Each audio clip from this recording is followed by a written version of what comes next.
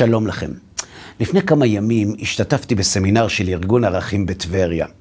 לפני ההרצאה על אמיתות התורה שבכתב, ניגש אליי אחד המשתתפים וביקש לדבר איתי.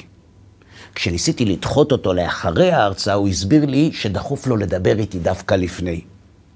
אני ואשתי, ככה הוא סיפר לי, חזרנו בשאלה לפני כמה שנים. לא שתכננו להגיע למחוזות שהגענו עליהם, הוא אמר, אבל בפועל מצאנו את עצמנו הכי רחוק שאפשר, והיה לנו טוב מאוד עם זה. נכון שמאחורה השארנו משפחות מדממות, אבל החופש היה כל כך מפתה, ששמחנו גם על החופש וגם על זה שאנחנו אדונים לעצמנו, ואף אחד כבר לא אומר לנו איך לחיות. אלא שאם הכל כל כך נפלא, אהרון, בטח אתה שואל למה הגענו לסמינר. אז ככה, מסתבר שמתחת למסכות המחייכות והחופשיות, משהו אכל אותנו מבפנים.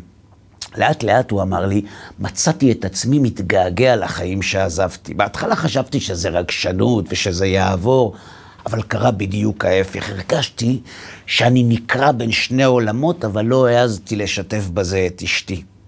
למה?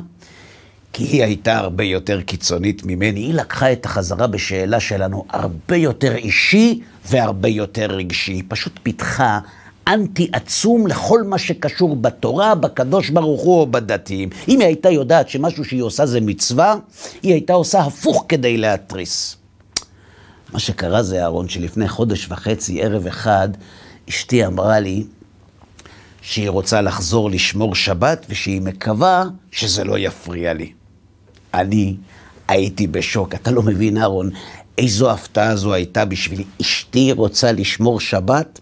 לא יכול להיות, זה בערך כמו שראש האגודה לצמחונות יתחיל לאכול בשר שמן. בקיצור, מרוב שהייתי שמח, לא הצלחתי להגיב. לכן פניתי אליך, אהרון, לפני ההרצאה. רציתי שתדע שלאשתי יש המון שאלות, ושאם היא תתנפל עליך בהרצאה, תיקח את זה בפרופורציות ולא תתרגש מהפרובוקציות שלה. מאחורי הפרובוקציות מסתתרת חוזרת בשאלה שהתחילה לשמור שבת. כשההרצאה הסתיימה, הוא שוב פנה אליי וביקש שאני אמצא זמן בשבת כדי לשבת איתם, כי יש להם עוד המון שאלות, בעיקר לאשתו. בשבת אחר הצהריים ישבתי איתם. כששאלתי אם יש להם עוד שאלות, האישה שתקה, וכשבעלה אמר לה שתשאל עכשיו, כי כשהם יחזרו הביתה לא יהיה מי שיענה לה, היא אמרה שנגמרו לה השאלות ונשארה רק אחת. היא סיפרה לי שהיא שומרת שבת כבר יותר מחודש, ושבגלל שהיא מעשנת, מאוד קשה לה בשבת עם הסיגריות, ושהמלחמה עם לעשן או לא לעשן בשבת, שואבת ממנה כוחות שאין לה, ושהפתרון שהיא מצאה לזה, זה ללכת לישון, שהיא כבר לא יודעת מה יותר טוב, לישון כל השבת ולשמור, או לעשות שבת בשמחה עם כמה חילולים. כשהם ראו שאני צוחק, הם קצת נפגעו. מה כל כך מצחיק בזה? הם שאלו אותי. זה לא מצחיק בכלל, אמרתי להם. זה מרגש, לכן אני צוחק. אני צוחק כדי לא לבכות. כשראיתי שהם לא מבינים, אז הסברתי להם.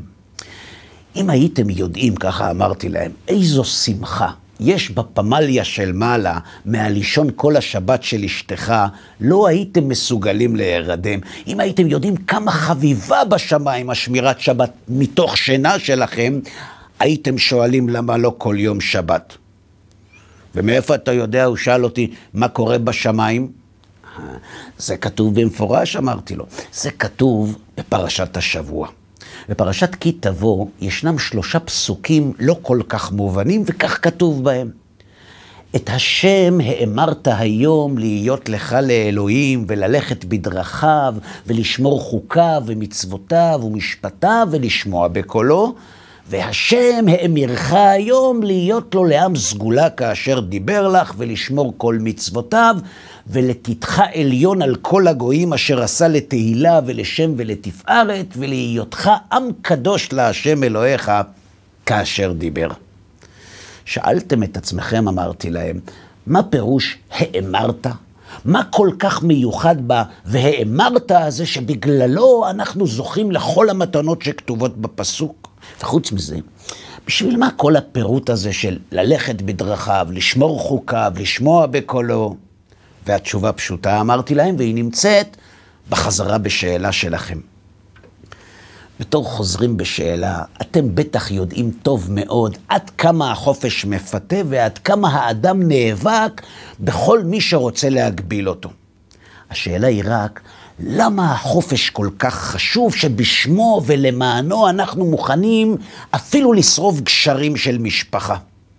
ועל זה עונה רבי יצחק ערמה בספרו עקדת יצחק. שם הוא מסביר שהשאיפה לחופש היא ביטוי של הנשמה האלוהית שמגיעה ממקום שאין בו גבולות, ולכן היא מסרבת בטבע שלה להפקיד את הרצון שלה בידי אחרים, והוא מונה שם 4 סיבות להתנגדות. לפי בעל העקדה, הנשמה כל כך קנאית לחופש שלה, שהיא לא מסכימה לוותר על החופש שלה אפילו אם מבטיחים לה שהרצון שלה לא ייפגע, ואפילו אם היא מבינה את התועלת שבציווי. על אחת כמה וכמה שהיא לא מבינה את התועלת שבציווי, ושבעתיים אם הציווי מתנגד וסותר את הרצונות שלה. וזה אמרתי להם מה שכתוב בפסוק. אם את השם האמרת היום, אם למרות כל זה הסכמת לשעבד את הרצון שלך לקדוש ברוך הוא, למרות כל ההתנגדויות הטבעיות, השכר על מעשה לא טבעי כזה הוא עצום. למה? כי הוויתור על החופש ושיעבוד הרצון הפרטי לרצון השם הוא נס שמתנגש ביסוד הטבעי ביותר של האדם. לכן השכר כל כך גדול. זה יפה מאוד, אמר לי הבעל, אבל איך זה בדיוק קשור לשינה בשבת של אשתי? פשוט מאוד אמרתי לו. אתה שאלת אותי, איך אני יודע שבשמיים כל כך שמחים מזה שאשתך ישנה כל השבת רק כדי לא להשן, נכון?